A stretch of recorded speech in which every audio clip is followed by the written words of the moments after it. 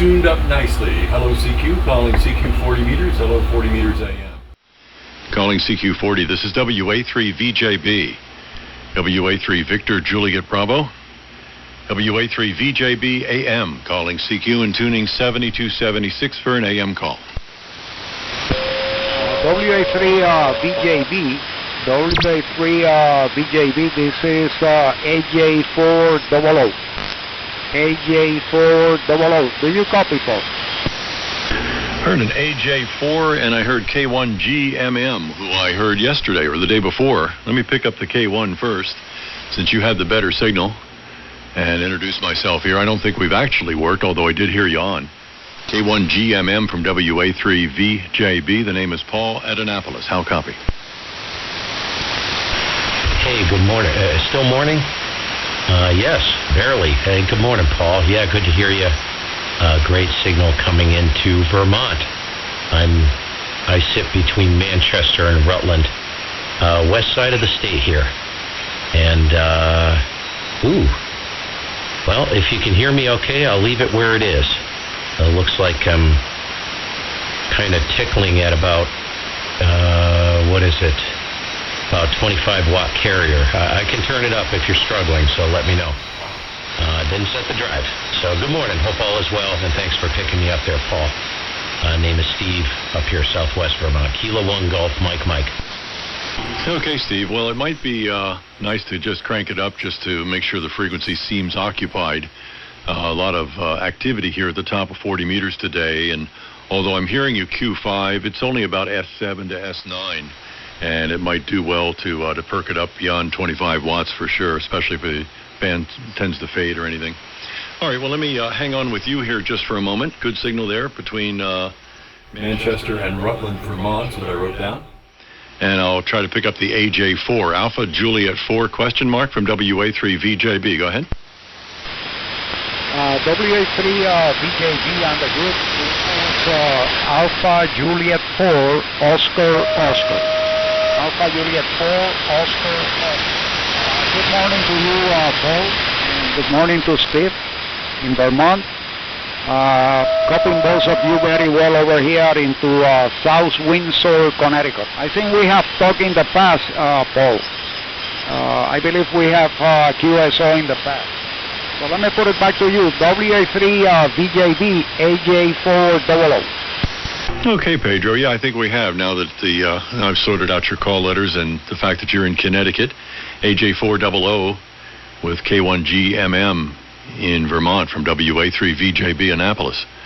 Good morning to you both. Another 5 minutes and then it'll be afternoon. Hearing both of you just fine. Q5, both cases. It's funny, I was just on here with a guy who's been licensed, I guess, for about 30 years, N2LJO. And we were talking about how you used to have to change your call letters when you changed the geographic district that you were in. And I remembered that one of the reasons they discontinued that at the FCC was that they discontinued the station license. There used to be a two-part license. One was the operator license, which was your grant of privileges, and the other was a station license, which was tied to the geographic location and the issuance of the call letters assigned to that particular area. So I guess when they dropped that, along with secondary licenses and a number of other changes that I'm now thinking back on, you no longer had to. And I wonder what I would have become when I was down in Virginia with my novice license as WN4DKG. Would I have become a WB4 or just what? I don't know. Because a friend of mine was WB4UWH, and he was licensed well before me. And then here I was a DKG. I wonder if they were going back and pulling out some of the call letters that had expired or were no longer used in the antiquated system that the FCC was probably using for a database in those days. So nonetheless, here we are, and I became WN3 and then WA3 VJB, and we'll probably keep it hereafter. That's the story on that. K1GMM and the group WA3 VJB. Yeah, and good morning, Pedro. Good morning, Pedro. My old stomping grounds in Connecticut. Really quick, I was moved here in '87 from northwestern Connecticut, just west of where you're at, and over in the Barkhamsted area. Grew up in Pleasant Valley. Still have the old homestead there on West River Road, on the Farmington River. Headwaters, of course, below the dam in the trophy trout section, right across the street from the old homestead. Good to hear you from Connecticut. Great signal coming in from Connecticut. And let me crank things up here. Okay, that's pushing. That's about a 75 watt carrier. So hopefully that's a little bit better there, Paul. I can go higher than that if I need to. Anyways, I want it to be comfortable. So I was listening to you guys earlier, Paul, talking about the call signs. I got kind of a funny story for you. You'll laugh when you hear this. Typical junior moment, newbie moment. When I grabbed my call sign, I was looking for the easiest, fastest, shortest syllable 1 by 3. And so I got it. And so fast forward, I'm talking to this one guy. This was back in like 2016. I just gotten the call. He said, well, that's an interesting call. He said, curious as to why you did that. Why you wanted that. And I told him, he said, well, phonetically, it's not very strong. And we had a good chat about it, and it completely changed the way I look at obtaining a vanity call sign. And I agree with him. He said, if you work a lot of DX, it's kind of my wheelhouse. I enjoy that. And I just started playing with AM in the past week, so this is probably my fifth time on AM. And I really like it. It's a nice group, and I'm going to learn a lot in here. So, I got thinking about that phonetic, the strength of the phonetics, and I think he's right on the money with that. You want something that's got some bite to it, that's easy to pull out of a pile-up or in weak signals or anything, and this call is not that. People tend to miss the last mic. I have to use Mexico a lot. I have to use Germany on the Gulf because they can't quite grab it, if there's a big pile-up confusion. So I figured I'd just throw that at you. Paul, I'll put it back to you for a quick comment, and you won't hurt my feelings, trust me. K1 GMM. Yeah, that's interesting. Of course, you wouldn't know that just coming into it. I think if you were more experienced in the ways of phonetic italicizing and understanding things, you probably would have thought it through differently. But I like GMM as a voice routine conversation call letter. The 1 by 3 sounds good. It does come out monosyllabically like that. Not a lot of staccato involved there.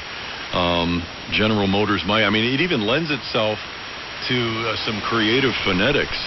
I wouldn't be too inhibited about it, especially if you're going to hang out with us here on AM, where things are a little more relaxed than in the world of dog X-ray or contesting.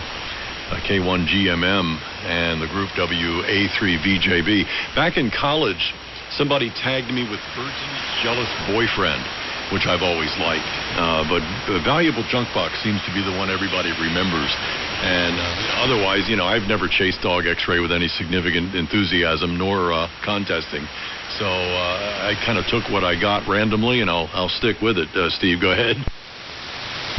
Well, that's funny, dude. I was smiling the whole time right after you said that. People are so creative. Right when I got the call, the guys that know me up here, I love antennas. Who doesn't, right?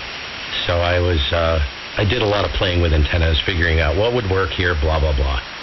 Spent 3 years, every day, literally every day, in blinding snowstorms at 11:30 at night. Wife out there trying to hold the tarp, trying to help me unsnag an antenna that got caught in the apple tree. I got stories, dude. You'd freaking laugh. Idiot. Completely off the rails, right? So, knowing how I behave, the guys that know me, one of the guys said, "Oh, Green Mountain Maniac." I said, "What the heck?" And they're like, he's like, his name's Todd. I can't remember his call sign now. I haven't spoken to him in a few years. lives over in Ludlow, Vermont, and he said to me, yeah, you run around like a chicken with your head cut off, like your ass is on fire all the time. He said, you're like the Green Mountain Maniac, everything you do. And I started laughing.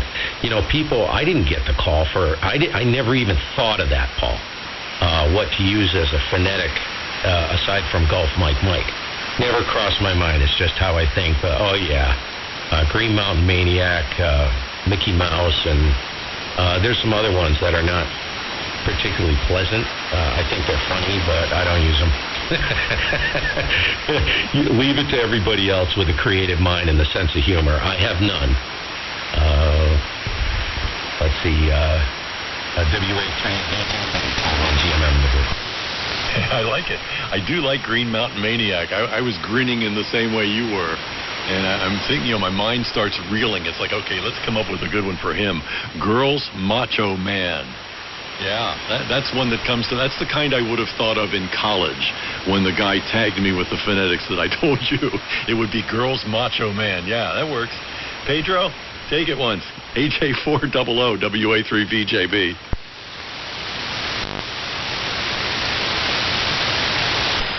I guess Paul then transmission back to me. This is AJ400.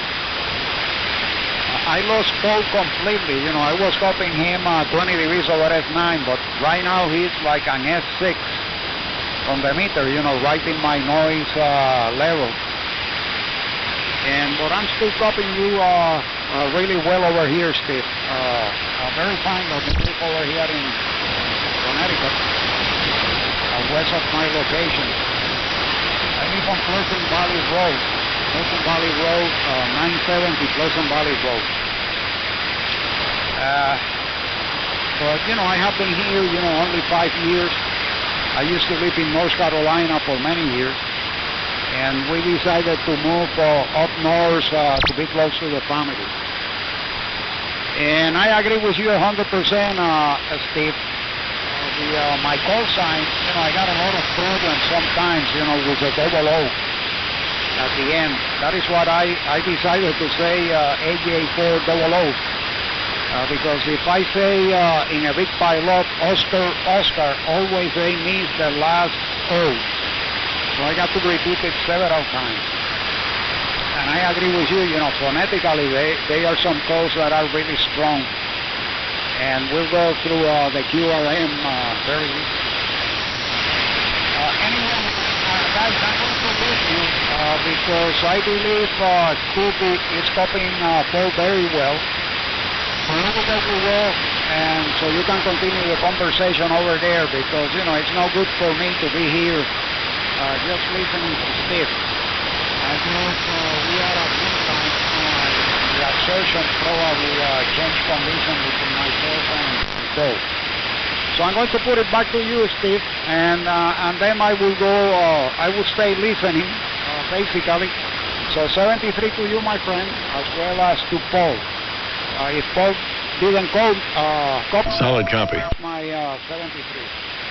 K1GMM, and the group, this is AJ400. You take it, Steve. Okay, we'll see you later, Pedro. Nice to hear you, man. It's too bad. Band is weird, isn't it? You should be hearing Paul. Paul's slamming in here good. You're slamming it. You're like 10 over. I think Paul's 10, 15 over, no problem. I did bring the power up there, modulating to about 100. So if you need more, Paul, let me know. I can go more. Usually I throw like 100, 125 watt carrier. I just am not paying attention. Go ahead, Paul. I don't know if you can hear Pedro. Hopefully he can hear you signing with him. He's checking out. He's going to just listen because he's having a hard time hearing you, Paul. Go ahead. Yeah, no, he was fine. It was a bit of a roller coaster at the beginning when I first turned it over to him. I wonder where he got to, and it must have been just a lull in propagation because then he started to build back up again and finished out at about 10 to 15 over 9. So no problems copying at all, Pedro. And we'll pick it up again. There will be another occasion. Sorry you got to go, but yeah, that's the way things are. I think Steve's got a good handle on it. That the band's just kind of peculiar right now. And Steve, very good on the call letter sequence. I think Pedro's point is the same one. It's a version of yours where the intelligibility at the other end is something that could have been refined in your original selection. I mean, it depends on your area of interest. I don't think I've had so much of a problem with the V sounding like a B, sounding like a G, sounding like a D, at the outset of my suffix, and the J is often confused with a G, and then we go through it all again with the B at the end. So I don't know, maybe it's just a matter of a much slower pace here on AM, or people take a little more time to listen. I don't know what. Maybe the fact you've got a carrier and typically better audio than the kind of pinched and narrow passband that stations were transmitting 30 years ago, was a matter of intelligibility all on its own. But I don't sweat it too much. The one thing I could have done, and I think it's still available, is to have gotten kilowatt 3, Victor Juliet Bravo. So I would still have the recognizable suffix with a prefix that I always thought was cool. Kilowatt 3. It has a sound of power to it, right? But even the WA3 is not really a cumbersome call. I don't know. I just, having never chased Dog X-Ray or been a contester, I guess that's why I'm not sensitized to how long my call letters are. V, J, and a B are each monosyllabic. I think if I had a bunch of W's in there, like the WW2W that you had mentioned there, Steve, that would probably have started to get to me. We had a WW9W visit us at the museum station, K3RTV. He's down in Texas now, but I remember him signing the logbook, and he got on the air with us with the Collins 300G, one special event that we had running over at the museum.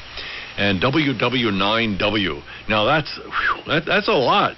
So I think your friend there, who has since passed away, even if it were the luck of the draw, I think I would probably go after something different as a result. I have a story for you next go around there, Steve, about an FCC official who was selected a vanity call and got in trouble for it. That in a moment. K1GMM WA3VJB. Over to you. Leave a little pause there in case somebody else wants to jump in. K1GMM, now you've got me intrigued, so I'll keep this really short. I have my suspicions about how the human brain, and you could probably elaborate on this, how it grabs these phonetics out of a cluster, a pileup or weak signal, right? So I look at it from a syllabalistic, not a word, but a syllable standpoint. You know what I'm saying? That's not necessarily a good thing. I think it's the way the human brain captures the consonants within a series of syllables. You see what I'm saying? So I look at your call. I can give you an example. It's a very small club. There's basically 2 of us in it. It's WW1VT. And at first, when I started doing events like VHF contests and stuff like that, I'm telling you what, dude, nobody ever mistakes that call. Whiskey 1 Victor Tango. That is a powerful phonetic series of phonetics in a call. I've never, ever once had to repeat that call sign in a contest environment or anything. It's just one of those calls. It's multiple. Each letter is multiple syllables, right? But it's got very, very strong phonetics in the middle and of the letter spoken. But the brain puts it together when they hear, whiskey, that type of thing. Victor is a killer. Delta, Bravo, any of those are. It's just the way the human brain, way you perceive it and how you process it in real time, which is basically a light speed, really. It's within like 100 milliseconds. Right? If you think about it. I don't know. That's just my theory. Back to you, and I can't wait to hear this one because I think this is going to be interesting. Can't imagine where you're going with it. Oh, well, it's not so much the phonetics as it is the selection of a vanity call that I'm getting ready to tell you about. But first, I think the military had a study on phonetic intelligibility when they came up with the military code of phonetics. And I don't know what kind of psychoacoustic studies they had done to arrive at those, but statistically, the recognition was very high for, Foxtrot, Romeo, Golf, and all of those. It's not just a matter of learning those words. It's the chance that they're going to be grasped first time. And they did a study on it. And I think from that, we can probably extrapolate as to why WW1VT is so recognizable. Maybe there's some leftover call sign geographic recognition going on with the VT in Vermont. And the WW, the word W is not that confusable with other letters. So that's an easy couple of letters to grasp quickly. The one is not mistaken for something else. And I think the VT, you're just associating yourself with the state. So that's why that works. But then there are others that have a cadence to them. And this gets toward your syllable type perspective. There's a cadence to them where the mind puts together its version of a word. And some letters string together in the same recognizable way as a word would be recognized. And I think you can help that by the choice of letters that otherwise are in a random sequence. It's interesting stuff. It's very interesting stuff. And I would like to find that military study that I remember reading about, either the primary study itself or a reference to it that's out there as to how the military concluded that these phonetics for these letters are the way to go. But on the vanity call system, W3HAM is a cool call, ham radio and all that. And it was once held by the engineer in charge of the Baltimore district of the Federal Communications Commission. Now, this was before the vanity call system was widely available. You could select a 1x3, and I think in those days it was a randomly generated 1x3 that you could pursue. You couldn't necessarily get the one you wanted. Or if you could, the pecking order as to who could get what was not nearly as refined and well known as it is today. So here Bob Rose, who's the engineer in charge of the FCC, got himself one of the coolest calls that people would consider having in the hobby of ham radio. And somebody started looking sideways at this and saying, hey, how did the FCC guy get those call letters? What's going on? And I don't think there was any wrongdoing ever established, but the appearance of it was not so good. So he traded it in, and he got K3OZ, which I think he is to this day. A friend of mine, I know him. He's out of the agency, been out for years. And I've always wanted to sit him down and say, how did that ever happen anyway? But I remember when it happened, and I remember how it sorted out. So that's my sordid story for you, Steve. K1GMM, WA3VJB. Yeah, K1GMM. That's interesting. And I'm not going to put any pressure on you, but if you find that, I'll have a poke around too. I'm curious if you found that study online or if it was in a book somewhere. I don't even have any idea how long ago that was. So, if you come across that, send it to me, because it's something I've been interested in for a long time, ever since that conversation, like I said, with that guy. He said not very strong phonetically. Which turned out to be 100% true. I shouldn't say 100% of the time. It all depends on the signal and the level of pileup. Kilo, see, my mouth for some reason has a problem with kilo. And I say kilowatt a lot, and I don't know which is better, dude. I've farted around with that for a few years now. I've just gone to kilowatt, and I'm like, dude, why are you saying kilowatt? Just say kilo. There's nothing wrong with kilo. But it's the way I think, because I'm quick. I'm all about speed and efficiency, dude. That's how I roll. Time is money. And I apply that to every single aspect of my life. Whether I'm helping someone with this SDR technology or audio work or anything like that. Everything revolves around the thought that time is money, speed and efficiency. Everything I do everything that is, I use all the systems in play on the station. Every aspect of my life. I'm a retired wedding photographer, right? So there's certain aspects. First of all, if you're a wedding photographer, anybody who thinks about that field knows that you get one chance to get it right. And if you don't get it right, you'll hear about it for the rest of your freaking life. So you got to put when your game face goes on, it's not a game. I considered it, I know this sounds extreme, I considered it life or death, because your life will go to hell if you screw it up. So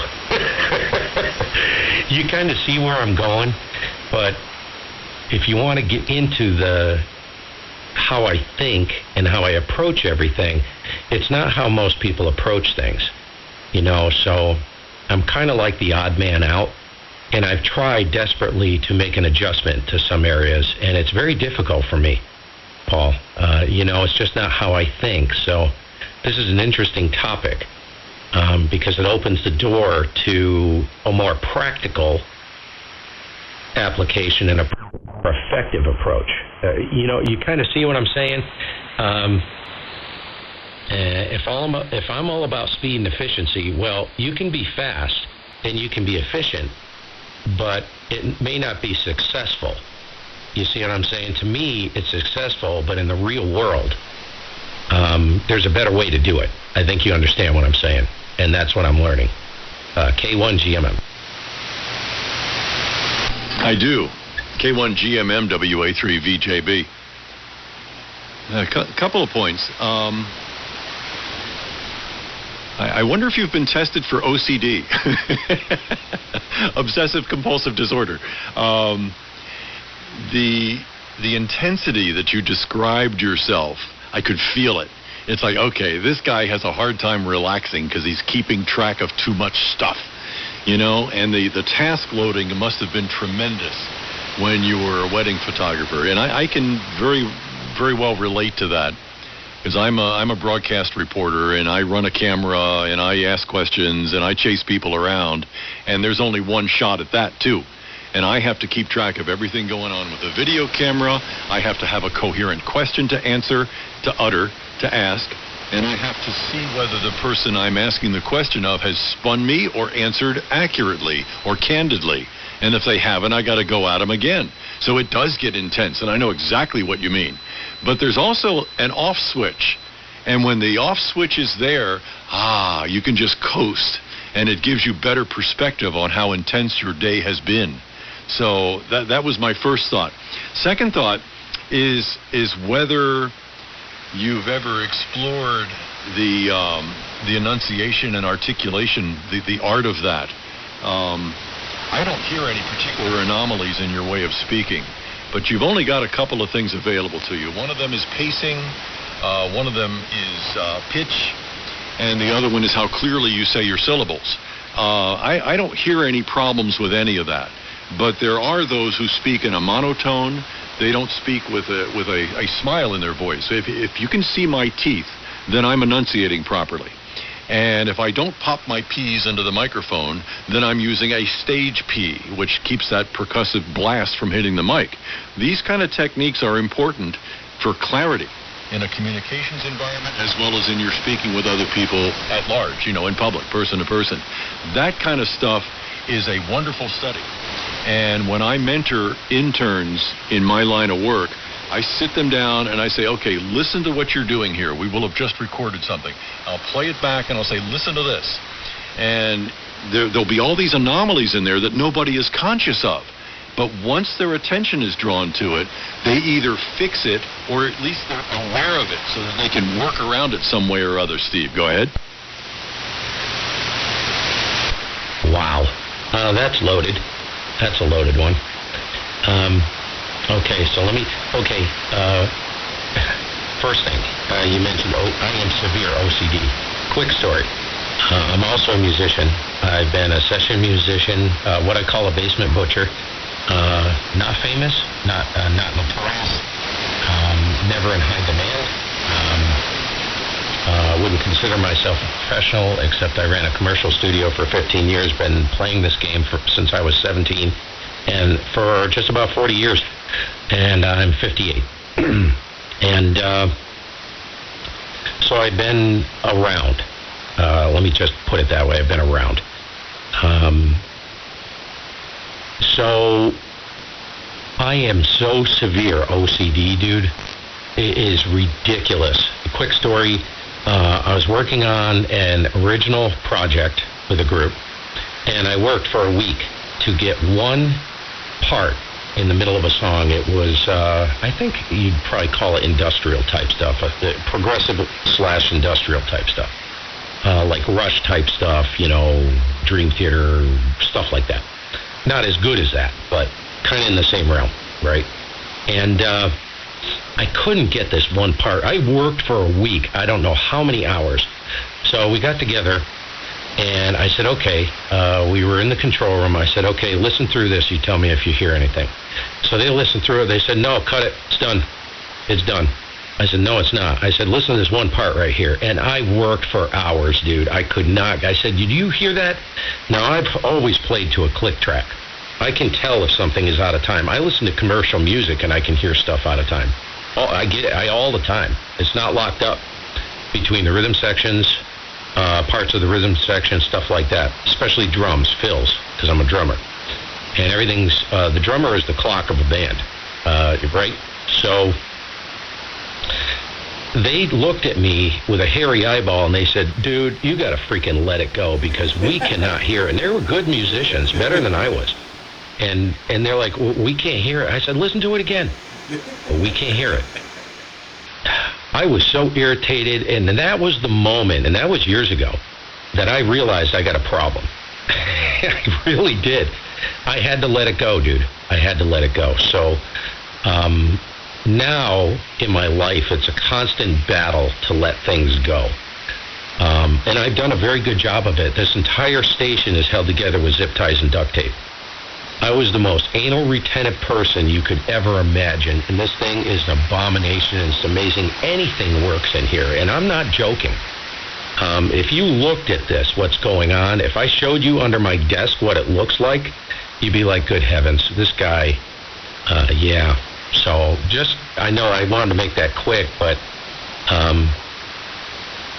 I laughed when you said OCD. I am an INFJ as well. I don't know if you've ever taken the Myers-Briggs. I am extreme INFJ. Like textbook. Go ahead. Yeah, sure, why not? That's great stuff. Great stuff, Steve. Yeah, I could picture your station either being out of compliance with OSHA or the fire marshal. So that's the imagery that came to mind. And oh yeah, I am not a trained musician by any means, but I can hear music pretty well. And I know when something's off pitch, and it bothers me. And when I noodle something on a keyboard, and I've had a couple of Hammonds, and right now I've got a Korg mechanical electric piano, mechanical action, but still a digitally sampled piano. I will noodle forever and ever to try and figure out the chord progression or the notes. I can hear them. I even whistle them so I can match it on the keyboard. I know they're there, and I can go away and come back and hit exactly the same note that it was. So I've wasted a lot of my musical talent by never having had a lesson in my life. But be that as it may, you reach a point where your enjoyment of the music is occluded by the persistence of trying to troubleshoot it. And I'll tell people that I can get most of the notes of that song, and I mean it. I'm not 100% dead on mimicking the notes that I've heard someone play, but I can get 90% of them. And I'm happy with that. I think that's a good standard to try to meet. But, no, beyond that, I'm not going to obsess about it. Go ahead. All I can say is good for you. Because life is too short, Paul. It's too short, right? And they always say, don't sweat the small stuff. Really, in the grand scheme of things, that's the small stuff. I mean, honestly, let's be honest here, right? So, it's too funny. I don't know I know I'm going to go sideways here a little bit. What is the deal with ham radio operators being musicians? musicians and photographers. It's got to have something to do with that side of the brain. I always thought coming into it, the ham radio was the other side of the brain. But you're another one. How many people have you run into? You've been in it for a long time. I have not. I'm still on training wheels. I admit it. How many people have you? I can't count, dude, the number of people I've run into. I've talked to a lot of people in the past 7 years. My God, the first 4 years I was on the radio about 6 hours a day, just all over the place. And can't tell you how many people I've talked to that are musicians and or photographers. They're into photography. Never made any sense to me. Is there a creative aspect to ham radio? I don't know. I've been wondering what connects that side of the brain to this hobby. Go ahead. I don't know. I don't know whether you've gotten a subset of the hobby where the chances are higher you're going to find people like that. I have long been a proponent of AM because of its storytelling nature, Steve. There's a lot more here than on other modes. And I think it's more disclosing of oneself to be on AM because you are thinking about what the other person has said. You collect your thoughts when the person has made what we call an old buzzard transmission, and you prepare to make one yourself. There's a lot more depth and variety to a conversation that, at least among AMers, improves the chances you're going to find some glimmer of creativity that you're not going to find with an exchange of a signal report and good luck in the contest. I say that somewhat critically, but I also know that this is why I've been in this part of the hobby for as long as I have. And I'm also a photographer and could share stories about my Rolleiflex and my Pendax 6x7 and my, it's not a Leica. It's, I can picture the thing. Iconta, the Zeiss Iconta. All medium format roll film cameras. I love them very much. And they're not nearly as convenient as my Nikon FM3A. But needless to say, there's another area we can broach sometime. I just got the lunch call, Steve. Need to go in the house for a little while. Man, it's been good QSO. I heard you on here with Ernie either yesterday or the day before. And also, I think you were in here when they put their women on. Girls Macho Male. Timmy put Marcy on, and Gordon, W2GOR, put Christine on, and a third guy put his wife or spouse or partner on. And I was hearing all these wonderful female voices on AM. And you know how much better they sound on AM than they do on other modes. It was just wonderful. So I don't know if you were in that QSO or not, but I've been listening the past couple of days as I've taken some steps to refine my antenna array and then test it out. So that's kind of a little sidebar that we can bring up the next time around. I hope you're going to hang out in this part of the hobby, Steve. It sounds like you're, as you identified it, fairly new to this part of the hobby. But, man, there's a lot of good stuff here. Go ahead. Oh, there is. I'm absolutely stunned, and I can't thank you enough for being so kind. And hanging out in here while you listen to my dribbling. But I'll just tell you, I'm not criticizing anything. I'm involved in many different aspects. I could give you the list at some point. Just in the past 7 years, what I've played with in the hobby. I've always been interested in this, but what I found is that, first of all, if you're a rag chewer, this is great, but even more than that, there's a cerebral side to this. Now, I've been listening the whole time. I've been listening for the past few years on AM, and I listen to some of the stuff, the understanding and the knowledge that you guys have of how to make this work, what it really is from a purist standpoint, it escapes me, and I admit that. But I listen, and I try to learn, and some of it goes right over my head, I'll be honest. But I'm a very cerebral type person. I need to be challenged. If I'm in a queue, I can't do stupid, dude. I may be dumb, I may be stupid, but I just can't do stupid in a QSO. I'm sorry. Now, it doesn't mean we have to be technical all the time, but just take a look back at what we discussed. I'm a thinking person. I'm always thinking, and I'll end it with this, let you go get your lunch. I told people this every single day. Every day for the past 7 years, I wake up thinking, what am I going to do today in the hobby? Sometimes I'll pick up where I left off. When I go to sleep at night thinking about it. I wake up thinking about it. I try to arrange my day. Okay, when can I get to this? When can I start working on this? What can I improve? It's just me. It's just the way I am. Non-stop research. I'm a big antenna guy. I love antennas. It's the reason I got in the hobby. Every flippin' morning, dude. For about the first 4 years, every morning for about 2 hours, I'd come down here. I wouldn't talk. I'd light up the computer and I'd just start researching and learning and figure. I tried so many antennas, dude, for the first 3 years, I told you. Oh my gosh. Starting to understand patterning, how they behave, what would work at this QTH, because it's a very unusual place that I live. It's a very deep hole. It's a canyon. What can I put up that will get me out? What can I do that would increase my signal strength for certain areas? What do I need to give up on?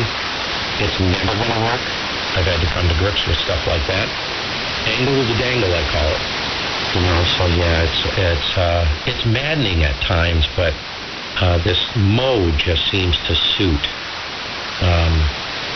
the type of person that I am, how I think, and what interests me. So there you go.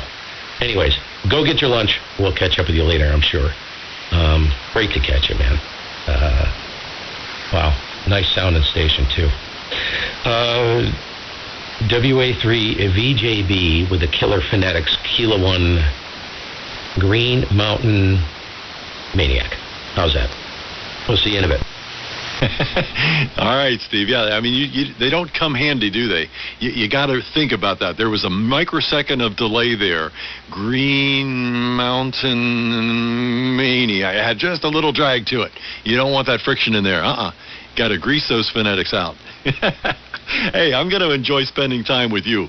We're going to have fun.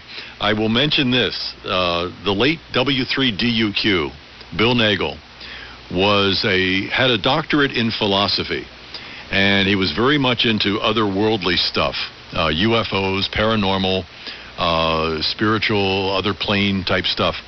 And he attributed his, I'm going to call it clairvoyance, I'm not sure that's the word he would have used. He attributed his awareness of these other dimensions by the fact he was nearly killed by lightning, and it sensitized him right after his survival and recovery to these other things.